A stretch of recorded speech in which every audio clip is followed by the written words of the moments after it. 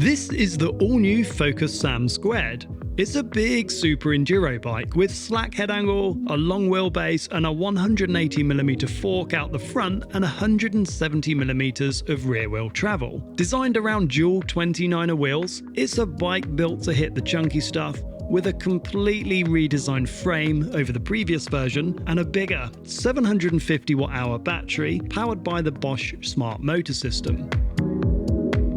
And this is the all-new Focus Jam2. Again, a completely redesigned bike, aimed at fast trail riding with 150mm of rear wheel travel and now a 160mm fork out the front. Like the Sam2, it's also running on dual 29ers. The bike has adjustable geometry via headset cups that can be slackened by 1 degree, resulting in a more enduro-oriented trail ripper. And just like the Sam, this has Bosch's smart system with a removable 750 watt-hour battery. So in this first look video, I'll show you around the bikes in a bit more detail. So it's up from the previous gen, 180 fork, Fox Factory 38, 180mm. In that leery orange, gracing the front of the bike. 29, so it's a full 29er. 170mm of rear wheel travel with a Fox coil. This bike is designed for smashing it down basically. Full 29er, long travel. Now, it is aluminium, full aluminium. It weighs 25.9 kilos, so a hair under 26 in size large.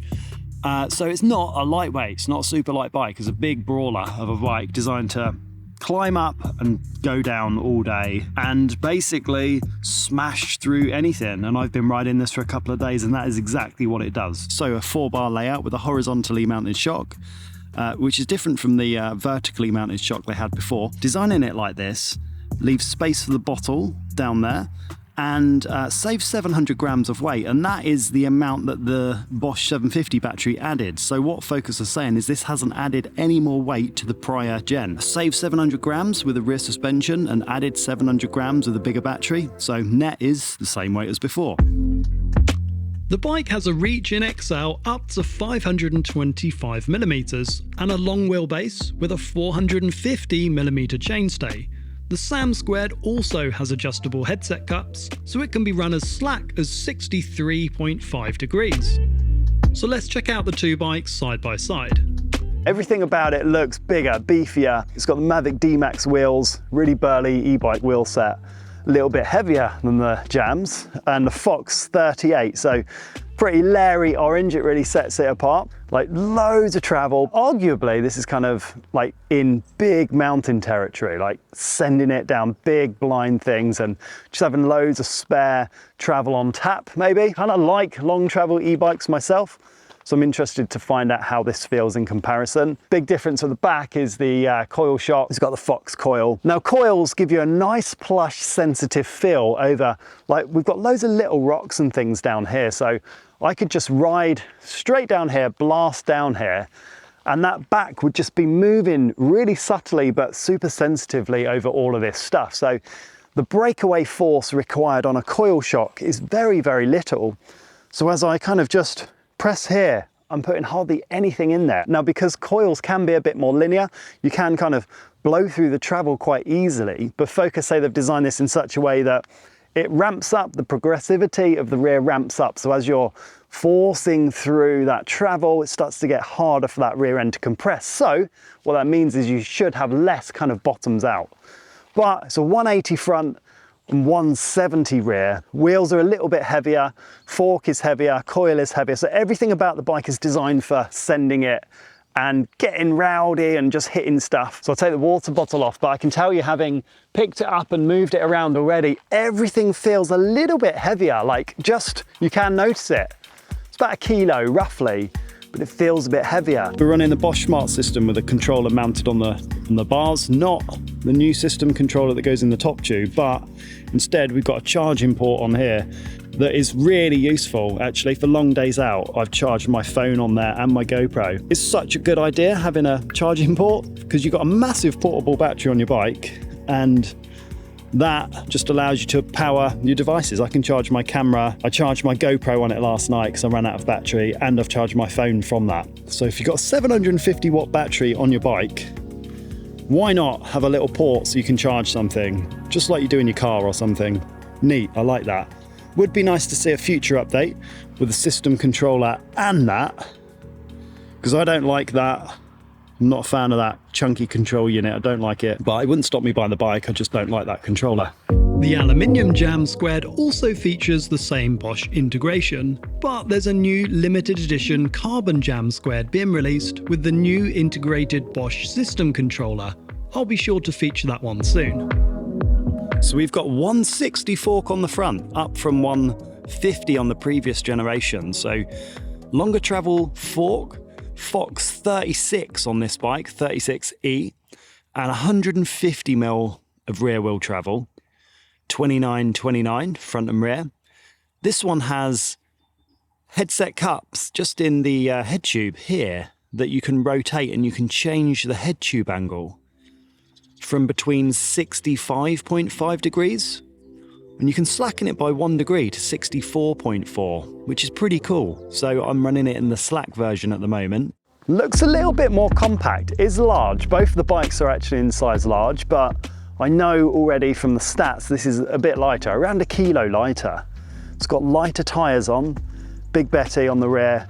It's got slightly lighter wheels. Obviously it's got no coil on, so we're saving some weight there. And it's got a Fox 36. So everything, like component wise, is just a little bit lighter duty. It doesn't need to be as hard hitting because it's designed more for trail, a bit more for fun maybe, some might say.